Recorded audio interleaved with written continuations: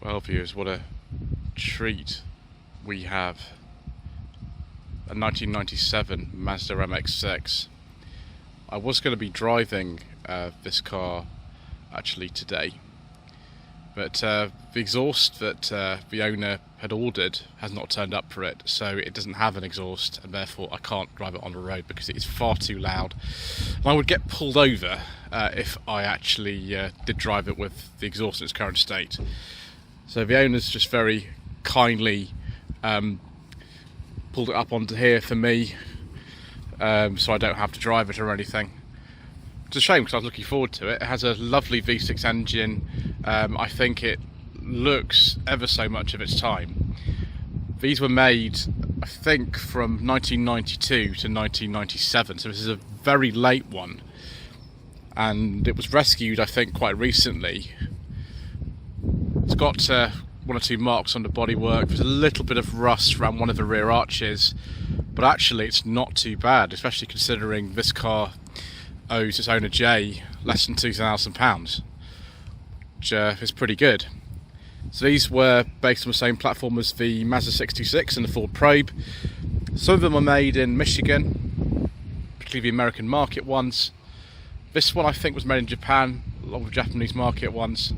And there are quite a few differences actually between the Japanese and American specification cars. The Japanese ones are very similar to the European ones. So this being a late one, we've got airbags and ABS and a leather interior and things like that. Mazda did increase the specification of these cars as the years went on to try to appeal to more buyers, but eventually this car was discontinued without really a replacement. They already have the MX-3 and the MX-5 in production, and this was sort of an attempt to basically take the Vauxhall Calibra market, I think, really. Might actually look into boot first. I've got the key for that. So very much more like a sort of Grand Tourer as opposed to a sports car. See which of these keys actually fits. Ooh, it just pops. It's unusual. I'll have to actually unlock that. That might be better. Right, let's try that.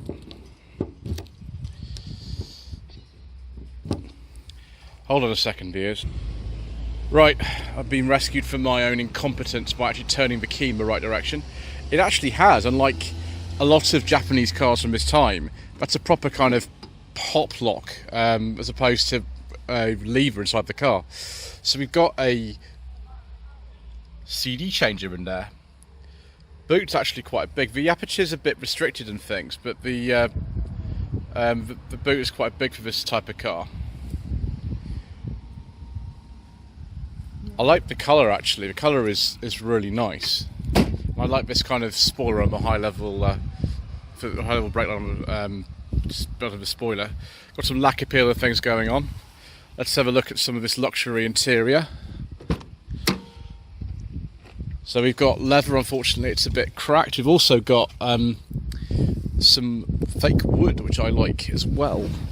That has seen better days as well. So I've got sort of orange for some reason, which is really weird. Unless someone's put this wood on, which is a possibility. It might be aftermarket actually. The controls in here remind me very much of the 323F I used to have, which is called a BA generation. They came out around 94 and mine was in 1997. These controls are exactly the same. In fact, this has air conditioning and mine did not. Likewise with the steering wheel, it's exactly the same. And wiper stalks and indicator stalks are the same. They're the wrong way around or the right way around, depending on your point of view. Cruise control, I think, didn't have that in my 323F. Even the dials look kind of similar. Typical sort of feeling of the interior from these Japanese coupes or Toyotas, and Nissans of the time were quite similar to this. You could get a 4-cylinder in some markets. This 2.5 was the only engine we got in this country. Electric sunroof there as well. I'm a bit funny about electric sunroofs in old cars, to be honest with you, so I think I'll probably leave that one alone. On the door we've got electric mirrors, power shot driver's window, power locks, all that sort of stuff. This one's an auto. I think it's a 4-speed auto. The manuals were a 5-speed. Again, the glove box is exactly the same as Mazda 323F, but the dash is, I think, soft touch, but it's just very typical of sort of 1990s Japanese cars. It's a bit sort of unrounded. I think one of the reasons this wood's been fitted is that otherwise it's just a bit kind of black and a bit sort of depressing. So yeah, you know, opening the sunroof wouldn't be a bad idea if it wasn't just starting to rain. Let's see in here if we've got an ashtray or something. Yes, we have. There we go. Some storage just here. Just realised actually we've got door open warning lights and things like that in here, which is nice. Right, I think I'd better see if I can actually get in the back, because that's what a lot of you want me to do. Okay, so oh dear, no. Oh. That was hard. That was hard. Right, I don't think I'm actually going to put that seat back, because there's not much room in it at all. I will stay in here for a bit, viewers, because yeah, the rain is really starting to come down now, so I'm glad I'm inside somewhere at least. Just wait inside here a bit, viewers, for it to calm down a bit, and then we can have a look at the engine.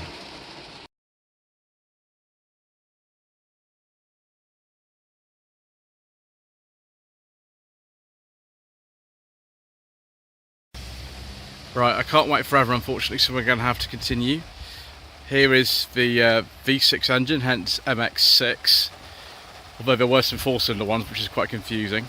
But this generates 165 horsepower in this trim. You can see the old Mazda oil filler cap that will be familiar to many of you. It's quite crammed in here, but I wouldn't want to try a cam belt on this. I wouldn't want to try that at all. I think the timing cover is back there. Yeah, that looks interesting, viewers. So yeah, gearbox is on this side. It's interesting to see it though, and when I put the bonnet down again, I'll show you the Mazda badge that was used from, I think, 1992 until about 1998, because it was different from the one that we know these days, which they've kept since about 98. They sort of went through this phase of changing their logo like every year or something, which is very strange. But yeah, I think it's a nice looking car. Just a shame we won't be driving it today. There it is, the same logo that was on my 1997 323F, which you know, no longer is what Mazda use. I think these wheels are period correct. So that's it, one very noisy MX-6 with no exhaust that I can't drive today, which is a shame. Anyway, thank you ever so much indeed once again for watching.